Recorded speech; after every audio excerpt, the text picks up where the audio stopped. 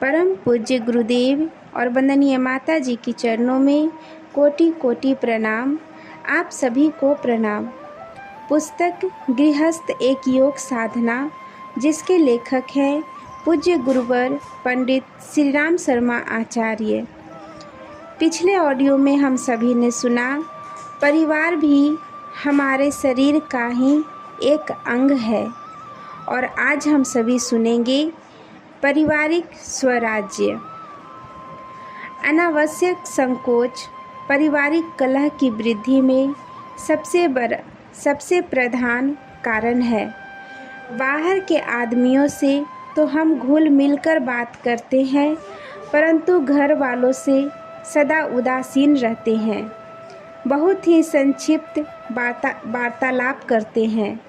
बहुत कम परिवार ऐसे देखे जाते हैं जिनमें घर के लोग एक दूसरे से अपनी मन की बात कह सकते हैं। शिष्टाचार, बड़प्पन, लिहाज, लाज, पर्दा आदि का वास्तविक रूप नष्ट होकर उसका ऐसा विकृत स्वरूप बन गया है कि घर के सब लोग अपनी अपनी मनोभावनाएं, आवश्यकताएं और अनुभूतियां एक दूसरे के सम्मुख रखते हुए झिझकते हैं।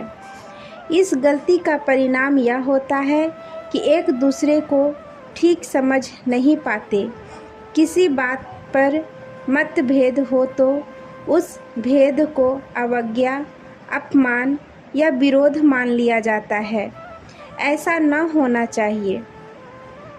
किसी बात का निर्णय करना हो तो घर के सभी सलाह दे सकने के योग्य स्त्री पुरुषों की सलाह लेनी चाहिए।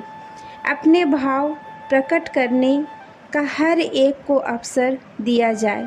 जो काम करना हो उसे इस प्रकार अच्छी भूमिका के साथ, तर्क और उदाहरणों के साथ रखना चाहिए कि उस पर घर वालों की सहमति मिल जाए। हर व्यक्ति यह अनुभव करे कि मेरे आदेश से ही यह कार्य हुआ। जिस प्रकार राज्य संचालन में प्रजा की सहमति आवश्यक है, उसी प्रकार गृह व्यवस्था में परिजनों की सहमति रहने से शांति और सुव्यवस्था रहती है। परिवार की प्रजा यह न समझे कि किसी की इच्छा जबरदस्ती हमारे ऊपर थोपी जा रही है, वरन उसे भान होना चाहिए कि सबके लाभ और हित के लिए विचार विनियम विवेक के साथ नीति निर्धारित की गई है तथा औचित्य एवं ईमानदारी को व्यवस्था संचालन में प्रधान स्थान दिया जा रहा है। इस सरल, स्वाभाविक और बिना किसी की कठिनाई की नीति का जिस परिवार में पालन किया जाता है, वहाँ सब प्रकार सुख शांति बनी रहती है। सास बहुओं में, ननद भौजाइयों में, देवरानी जेठानियों में अक्सर छोटी छोटी बातों पर लड़ाई हुआ करती है। स्त्री जाति को मानसिक विकास के अवसर प्रायः कम ही उपलब्ध होते हैं, इसलिए उनकी उदारता संकुचित होती है। निसंदेह पुरुष की अपेक्षा आत्मत्याग और स्नेह की मात्रा स्त्रियों में बहुत अधिक होती है, पर वह अपने बच्चों या पति में अत्यधिक लग जाने के कारण दूसरों के लिए कम बचाती है। समझा बुझाकर एक दूसरे के लिए उदारता प्रकट करने का अवसर देकर उन्हें यह अनुभव कराना चाहिए कि परिवार के सब सदस्य बिल्कुल निकष्ट, बिल्कुल सगे हैं। बिरानेपन या परायेपन की दृष्टि से सोचने की दुर्भाग्य को हटाकर आत्मीयता की दृष्टि से सोचने योग्य उनकी मनोभूमि को तैयार करना चाहिए। बड़े बूढ़े यह आशा ना करें कि हमारे साथ शिष्टाचार की अति बरती जानी चाहिए। उन्हें छोटों के प्रति क्षमा, उदारता, प्रेम और सहानुभूति का व्यवहार करना चाहिए, दास, नौकर या गुलाम जैसा नहीं। इस प्रकार छोटों को बड़ों के प्रति आदर भाव रखना चाहिए। घर के अन्य कामों की अपेक्षा उनकी पहले आवश्यकता और इच्छाओं को पूरा करना चाहिए। घर का काम धंधा आमतौर से बटा हुआ रहना चाहिए। बीमारी, कमजोरी, गर्भावस्था या अन्य किसी कठिनाई की दशा में दूसरों को उसका काम आपस में बांटकर उसे हल्का कर देना चाहिए। नित्य पहनने के जेवरों को छोड़कर अन्य जेवर सम्मिलित रखे जा सकते हैं, जिनका आवश्यकता अनुसार सब उपयोग कर ले। यदि कोई गलती कर रहा हो तो एकांत में उसे प्रेम पूर्वक उसकी ऊंच नीच, लाभ हानि समझानी चाहिए।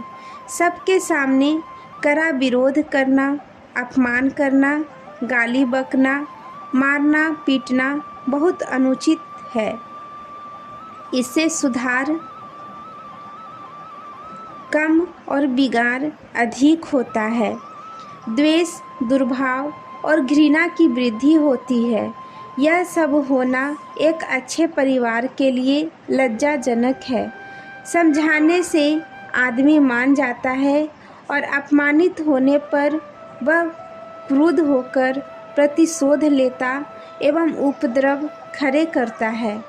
दूसरों की आँख बचाकर अपने लिए अधिक लेना बुरा है। बाजार में चुपके से स्वादिष्ट पदार्थ चटकर आना, चुपके चुपके निजी कोष बनाना, घर भर को ईर्ष्या, द्वेष, घृणा, असंतोष और निंदा के लिए आमंत्रित करना है। बाहर व्यवसाय क्षेत्र में काम करने के लिए यदि बढ़िया कपड़ों की आवश्यकता है तो सब लोगों को यह अनुभव कराना चाहिए कि यह शौक या फैशन के लिए नहीं, आवश्यकता के लिए किया गया है। अधिक परिश्रम की क्षतिपूर्ति के लिए यदि कुछ विशेष खुराक की ज़रूरत है तो दूसरों को यह महसूस होने देना चाहिए कि चटोरेपन के लिए नहीं, जीवन रक्षा के लिए किया गया है। भावनाएं छिपती नहीं। चटोरपन या फैशन परस्ती बात बात पर टपकती है। विशेष आवश्यकता की विशेष पूर्ति केवल विशेष अवसर पर ही रहती है। शेष आचरण सबके साथ घुला मिला और समान रहता है। जिसे जो विशेष सुविधा प्राप्त करनी हो वह प्रकट रूप से होनी चाहिए। गृहस्थी भी किसी प्रजातंत्र के कम नहीं है। परिवार का मुखिया सबसे वयोवृद्ध व्यक्ति होता है। किसी को कृषि काम मिला होता है, कोई दुग्ध मंत्रालय का काम संभालता है। इसी तरह घर की सारी व्यवस्था चलती रहती है। शासन में कानूनी नियम होते हैं। कोई दुग्ध मंत्रालय का काम संभालता है। इसी तरह घर की सारी व्यवस्था चलती रहती है। शासन में कानूनी नियम होते हैं। गृहस्थ में संपूर्ण कर्तव्यों का निर्वाह आध्यात्मिक संबंधों पर निर्धारित रहता है। इस संबंधों में यदि शुद्धता, सात्विकता बनी रहे तो गृहस्थ में सुखद वातावरण बना रहता है। इन संबंधों में यदि खटाई उत्पन्न हो गई, वही गृहस्थ नारकीय यंत्राओं में घिर जाता है। परिवार के अमन चैन मिट जाते हैं। सारा घर लड़ाई का अखाड़ा बन जाता है। सारे श्री सौभाग्य धूल में मिल जाते हैं। उन्नति रुक जाती है और लोग निर्धन का दिनहीन जीवन बिताने को विवश हो जाते हैं। परिवार में जब अपने अपने स्वार्थ का भ्रष्टाचार बढ़ता है और लोग कर्तव्य की आध्यात्मिकता भावना को भुला देते हैं, तभी गृहस्थ की दुर्दशा होती है। कितने कृतज्ञ होने वे लोग जो अपने स्वार्थ के लिए परिवार के प्रति अपने उत्तरदायित्व भुलाकर अपना चूल्हा चौका अलग रखने में अपनी बुद्धिमानी समझते हैं। किसी ने ऐसे कुटिल व्यक्तियों को कभी फलते फूलते भी नहीं देखा होगा, जो फूट के बीज बोकर सारी पारिवारिक व्यवस्था को तहस नहस कर डालते हैं। पिता अपने पुत्र के लिए सारे जीवन भर क्या नहीं करता, श्रम करता है। जब वह खुद सो रहा होता है तब गए रात उठकर खेतों में जाता है, हल चलाता है, मजदूरी करता है, नौकरी बजाता है। क्या से सब कुछ अपने लिए करता है? नहीं। एक व्यक्ति का पेट पालना तो 4-5 रुपये भर की मजदूरी काफ़ी है। दिन भर श्रम करने से क्या लाभ? पर बेचारा बाप सोचता है कि बच्चे के लिए दूध की व्यवस्था करनी है, दवा लानी है, कपड़े सिलाने हैं, फीस देनी है, पुस्तकें लाना है और उसके भावी जीवन की सुख सुविधा के लिए कुछ छोड़कर भी जाना है। जब तक शक्तियाँ काम देती है, कोई कसर नहीं उठा रखता। अपने पेट को गौण मानकर अपने बेटे के लिए आजीवन अनवरत श्रम करने का साहस कोई बाप ही कर सकता है। पाल पोस कर बड़ा कर दिया, शिक्षा दीक्षा की पूरी कराई, विवाह शादी करा दी, धंधा लग गया, पिता से पुत्र की कमाई बढ़ गई, उसके अपने बेटे हो गए, स्त्री की आकांक्षाएं बढ़ी, बेटे ने बाप के सारे उपकारों पर पानी फेर दिया, कोई न कोई बहाना बनाकर बाप से अलग हो गया। हाय रे तृष्णा, तेरे लिए इतना सब कुछ किया और तू उसकी वृद्धावस्था का सहारा भी न बन सका। उस कृतघ्नता से बढ़कर इस संसार में और कौन सा पाप हो सकता है? अपने स्वार्थ, भोग लिप्सा, स्वेच्छाचारिता के लिए बाप को ठुकरा देने वालों को पामर न कहा जाए तो और कौन सा संबोधन उचित हो सकता है? पिता परिवार का अधिष्ठाता, आदेशकर्ता और संरक्षक होता है। उनकी जिम्मेदारियां बढ़ी होती है, सबकी देखरेख, सबके प्रति न्याय, सबकी सुरक्षा रखने वाला पिता होता है। क्या उसके प्रति उपेक्षा का भाव मानवीय हो सकता है? कोई राक्षस प्रीति का मनुष्य ही कर सकता है जो अपने माता पिता को वृद्धावस्था में छोड़ देता है। परिवार में पिता को सम्मान मिलता है तो उनके दीर्घकालीन अनुभव, योग संचालन, पथ प्रदर्शन, भावी योजनाओं को नियंत्रण करने का लाभ भी परिवार को मिलता है।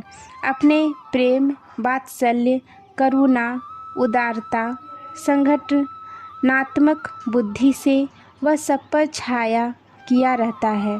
वह परिवार का पालन करता है। पिता की पूजा करना, उनकी उचित सेवा, टहल और देख रेख रखना परमात्मा से कम फलदायक नहीं होता। पिता का आशीर्वाद पाकर पुत्र की आकांक्षाएं तृप्त होती है तथा जीवन सुमधुर, नियंत्रित और बाधा रहित बनता है। इस युग में पिता और पुत्र के संबंधों में करवाहट आ गई है। वह मनुष्य के संकुचित दृष्टिकोण और स्वार्थपूर्ण प्रवृत्ति के परिणाम स्वरूप ही है। पिता पुत्र के लिए अपना सर्वस्व अर्पित कर दे और पुत्र व्यक्तिगत स्वतंत्रता तथा अनुशासन अवज्ञा करे तो उसे बेटे को निंदनीय समझा जाना चाहिए। मनुष्य को सबसे शुभ चिंतक, हितैषी, पथ प्रदर्शक, उदार जीवन रक्षक पिता ही होता है। वह समझता है कि बेटे को किस रास्ते पर लगाया जाए कि वह सुखी हो, समुन्नत हो, क्योंकि उसकी त्रुटियों का ज्ञान पिता को ही होता है। जो इन विशेषताओं का लाभ नहीं उठाते उन्हें अंत में अधिक दुख और दयनीयता का मुंह ही देखना पड़ता है। पिता और पुत्री के संबंध बड़े कोमल, मधुर और सात्विक होते हैं। इस आध्यात्मिक संबंध का सहृदयतापूर्वक पालन करने वाले व्यक्ति देव श्रेणी में आते हैं। उनका मान, सम्मान और प्रतिष्ठा होनी चाहिए। परिवार में माता का स्थान पिता के समतुल्य ही होता है। एक दूसरे को बड़ा छोटा नहीं कहा जा सकता। पिता कर्म है तो माता भावना। कर्म और भावना के सम्मिश्रण से जीवन में पूर्णता आती है। गृहस्थी की पूर्णता तब है जब उसमें पिता और माता दोनों को समान रूप से सम्मान मिले। माता का महत्व किसी भी अवस्था में कम नहीं हो सकता। व्यक्ति का भावनात्मक प्रशिक्षण माता करती है। उसी के रक्त, मांस और ओजन से बालक का निर्माण होता है। कितने कष्ट सहती है वह बेटे के लिए। स्वयं गीले बिस्तर में सोकर बच्चे को सूखे में सुलाती रहने की कष्टसाध्य क्रिया पूरी करने की हिम्मत भला है किसी में। माता का हृदय दया और पवित्रता से ओतप्रोत होता है। जिस मनुष्य ने दया और ममत्व की मूर्ति माता को पूज्य भाव से नहीं देखा, उसका सम्मान नहीं किया, आदर की भावनाएं व्यक्त नहीं की, वह मनुष्य नर पिशाच ही कहलाने योग्य होता है। इस विकृति को फिर से सुधारना है। राम और भरत, गोरा और बादल के आदर्श भ्रातृ प्रेम को फिर से पुनर्जीवित करना है। इससे हमारी शक्ति, सद्भावनाएं जागृत होगी, हमारा साहस बढ़ेगा और पुरुषार्थ पनपेगा। स्नेहमयी बहन, उदारता की मूर्ति भावजों को भी उसी तरह का सम्मान प्रदर्शित करना चाहिए जिस तरह माता के प्रति अपनी आत्मीयता पूर्ण गहन भावनाएं हो। घर का वातावरण कुछ इस तरह का शील संयुक्त, हंसमुख और उदार बने जिससे सारा परिवार हरा भरा नजर आए। इसके लिए धन आदि उपकरणों की उतनी आवश्यकता नहीं है जितनी अपनी संबंधियों के प्रति कर्तव्य और सेवा की भावना की। परिवार में सामंजस्य हो तो वहाँ न तो सुख की कमी रहेगी और न शांति की। आदत फूट पर रहा होगा और ऐसे घर में जहाँ सबके दिल मिले होंगे। हमारा घर भी ऐसा ही हो तो समझे कि पारिवारिक जीवन के प्रति अपने उत्तरदायित्व भली प्रकार पूरे किए गए हैं। यही परमात्मा की सच्ची पूजा है। इसे तिरस्कृत कभी नहीं किया जाना चाहिए। आज के लिए यहीं तक।